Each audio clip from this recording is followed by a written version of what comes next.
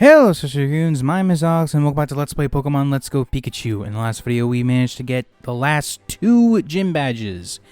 And now we are gonna be, well, we're off to the next major dungeon of the game. But before then, we gotta battle with Trace. Now, there was a battle here earlier in the game, but I skipped it, and when I tried to go back and do it, it was... it wasn't even a thing. So, yeah. Trace's team is basically not... Well, it's basically missing 2 members, but he is pretty high up in the 50s at this point. At least his Pidgeot is, at least. And yeah, it is pretty damn tough considering, Thunderbolt, practically the strongest move. Well, I say that. The strongest, but accurate. Or, no. Actually, technically technically, it's not even the most powerful or the most accurate, because technically speaking, right, the most powerful electric move is Thunder, but its accuracy is at base 70. The most accurate electric move is Shockwave, which is not in the game. So Thunderbolt's probably the most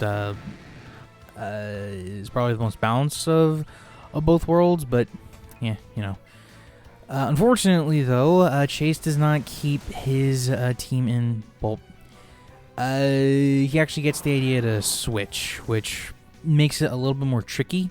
But so long as you can read what's gonna happen next, or just get a general idea of what's gonna happen next, it shouldn't be that bad. Excuse me. Sorry. Here, because I know that Jolteon is very fast, and it could take care of Levy in one go. So I decided, hey, a Tina, because it's physically bulky for one. And really, there's only 2 moves that can actually hurt me with, but one well-placed Earthquake does a trick enough. Now, he is missing 2 Pokemon, because a bit of a spoiler here, but he is the final the final battle in the game. Well, not this particular one, but when he becomes champion, which he will. But anyway, so yeah, his team isn't really nothing we haven't seen before, but they are a lot tougher, and some of them are now fully evolved. But he's missing his Slowbro, which he'll have eventually, and I forget what else he had. Oh, it was a Rapidash. That's what it was. So, yeah, he's just missing those 2 Pokemon, which I don't really know how he got, because there's nothing, you can't get those at this point in the game. Well, I say his point, this area, you can't get them in this area of the game. Only very few places can you get them. So, but thankfully, a Pidgeot is finally down, which is definitely the biggest threat on his team because of how bulky he is and what's going to happen in the final battle. But that's not for another episode or 2. So, Okay, so now that Trace is out of the way, we can actually start to get a move on. But before that, I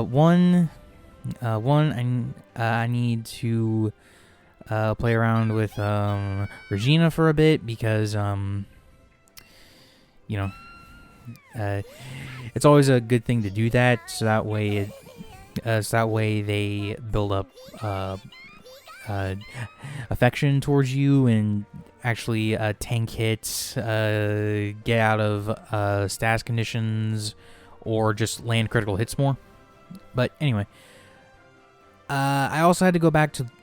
I also had to go back to the Pokemon Center. So yeah, now we're gonna head through Victory Road, which honestly has been taking kind of a hit in recent generations. Like, so usually with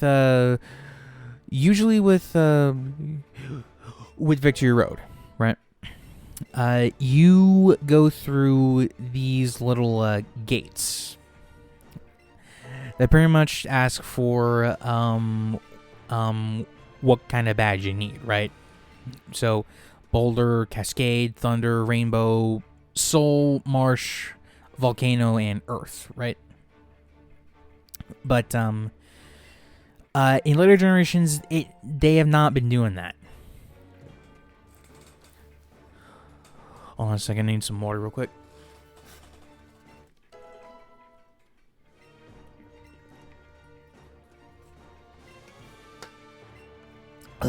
Okay, not bad. Now,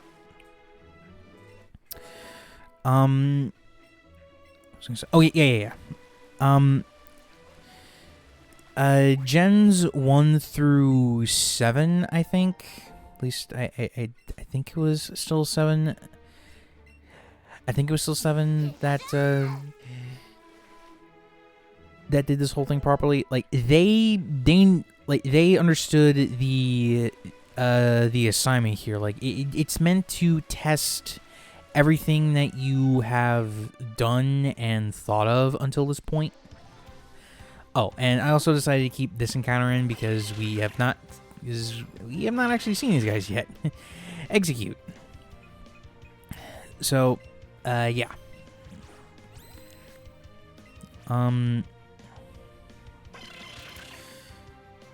was gonna say, oh yeah, back to Victory Road. So, basically, you had this whole ceremony thing where you had all of the badges that you needed, but then you also got like a mountain or a cave system that you have to go through. Like that is what I count as that is what a Victory Road is supposed to be, right? But starting with Gen 8, it was just another route.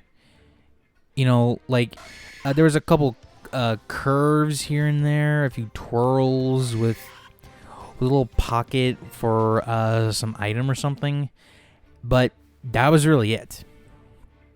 There's no puzzle. There's no there's nothing interesting about modern Victory Road. It's just you know, you like walk through a route and that's it. You don't really do much of anything. You just walk on over to your next destination, and that's not fun. It's not fun. You need puzzles in there. Like, okay, like this is the last dungeon of the game, at least last main dungeon. Because technically there is a Cerulean Cave, but that's a post-game thing. And I'm talking strictly for campaign purposes, but you know. Anyway, so a bit of fun fact here. I had to cut down about 20 minutes of footage because this was like 44 minutes, and I knew I wanted to keep the entirety of Victory Road in here because it's not that complicated in this particular game. But there were also a fair few battles that I had to edit out. So, you know. And of course, you'd have some coach trainers that can give you some items if you so need them. So, pretty good. But yeah, these are strength puzzles. This is what typically encompasses a lot of the older Victory Roads. Sometimes you need surf. Sometimes you need a waterfall, or basically where all of the HMs came into play. So like if you wanted, well, actually I don't think I was. I don't think I was gonna play that right. Sorry. Let me. I'm trying to think for a second here, because, like, up there is gonna be the first battle that I have to have to edit out, but it is what it's gonna be, But I will say that this particular type of Victory Road is not ideal, at least for what this game is trying to do, right? So, your main method for getting experience is by catching Pokemon, right? And you cannot battle them unless it's either the legendary that is here, excuse me, or it is a trainer. And trainers don't give you a lot of they don't give a lot of experience naturally. So what do? You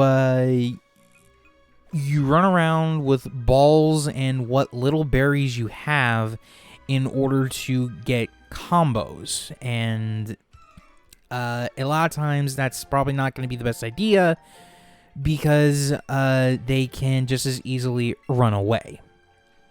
I mean, the best you can do is get like a size difference thing, but even then it's not always guaranteed, So, yeah, I would say that, like, in terms of the last-minute grind, this is not a good thing, It's not a good idea.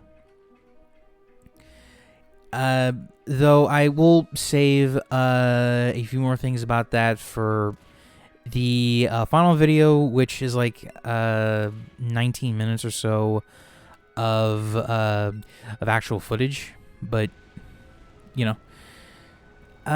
so I'd say we're almost like a halfway done with the cave, but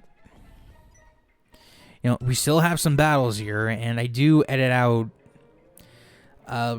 practically every single one because, like, I don't want this to be like 40 minutes long. I don't think I can really cover that much on my own, but and yeah, I do keep the random encounters in because they take like a couple seconds at least compared to the battles that take a few minutes. So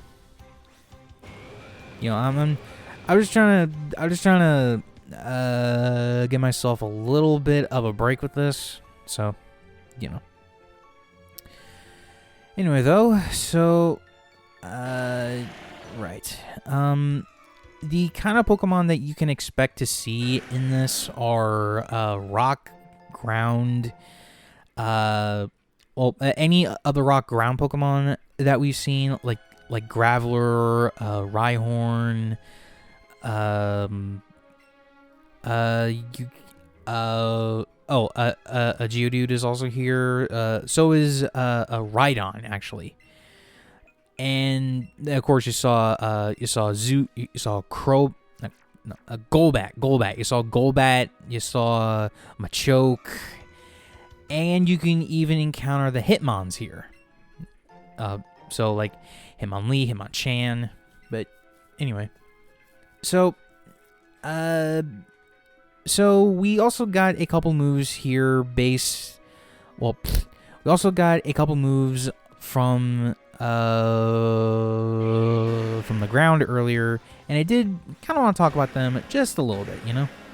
So, first was Solar Beam. That is a grass-type move, which is incredibly powerful, but it takes a turn to use, unless you are using what's known as a Sun team. Basically, it is a weather condition that boosts the power of fire-type attacks, but at the same time, it uses it takes one less turn for solar moves to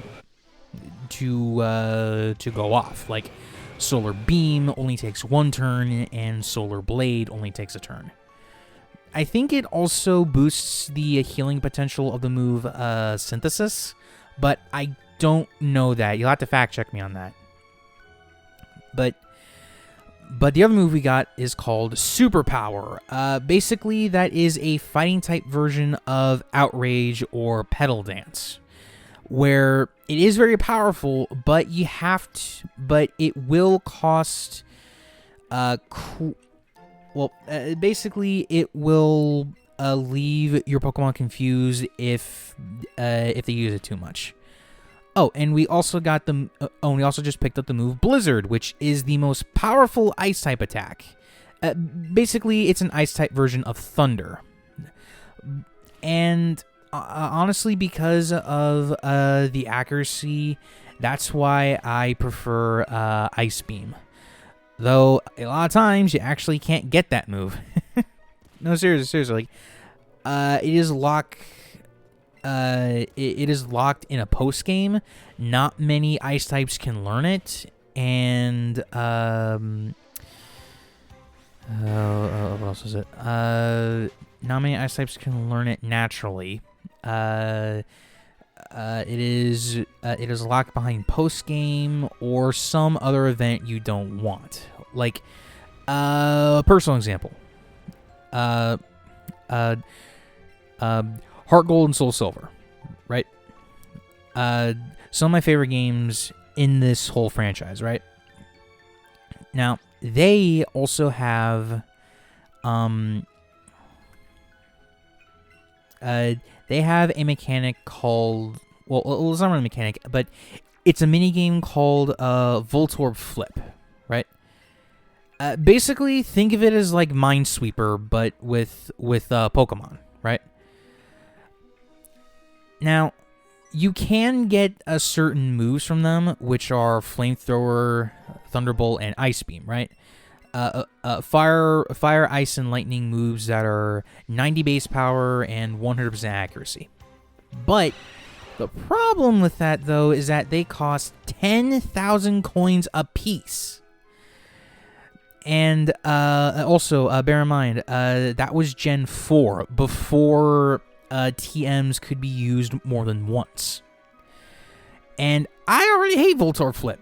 Like, seriously, it is such a stupid luck game, and I'm glad that foreign policies about gambling has freaking axed any chance of that coming back in the future. I am so glad that future games I'm so glad the future games do away with that. I'm so glad about that. And that was honestly that was honestly just a little bit of bullshit, because she just came like 2 feet from that, but you know, it's. But I'll have to save a few things for the final episode. But anyway, what was I saying? Oh right, Ice Beam. But it is a really good move if you have the right Pokemon to use it. Now, a lot of water Pokemon can learn it, which makes it a very, very sought after move. But what was I gonna say? Yeah, but not every Pokemon can, but like, it's not an easy move to find. Like, you'd probably find it in a post game area where they need a certain type of currency, like I don't know, battle points or something like that.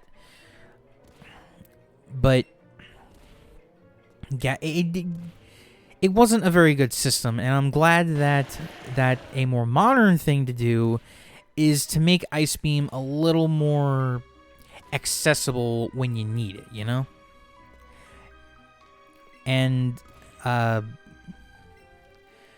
but I mean, to be fair, it's not like you're gonna run into a bunch of good dragon types anymore, because, well, I think ever since the introduction of the fairy typing, dragons have been on a major decline. Even though you still have a bunch of them, they're not quite what they used to be. Does that make any sense? I hope it does. Oh, and full restore, nice. But anyway, so just right here, we're actually gonna have a pretty nice cutscene. Route 23. So we just go on up through here and all the way. Oh, well, actually, well, yeah, I didn't know if there was any items there, but here it is. This is the Indigo Plateau, home of the Pokemon League. Only those with 8 badges can join. Well, can even enter this place. And I actually do kind of like this little scene, because, like, with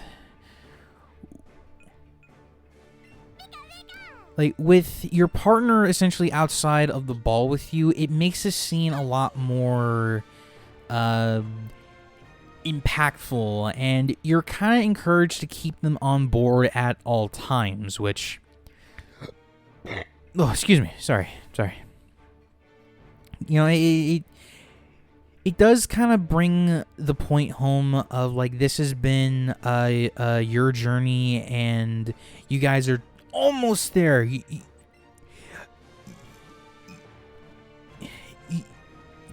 just have that one hurdle to go through.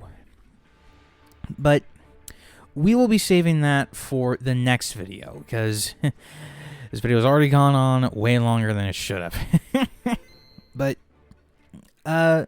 But before I do go, I did just want to mention that yes, the front end of the Indigo Plateau is a combination of a Pokemon Center and a Pokemart, full of items like balls and medicine, just in case your Pokemon are weak and you're running low on those kind of supplies. So, you know. But in the next video, we will be taking on the Elite Four. So be prepared for that. If you enjoyed this video, please be sure to leave a like, comment down below, and if you're new around here, please subscribe to the channel. We're on the road to 1,000 subscribers. And until next time, Social Goons, remember, reach for the stars.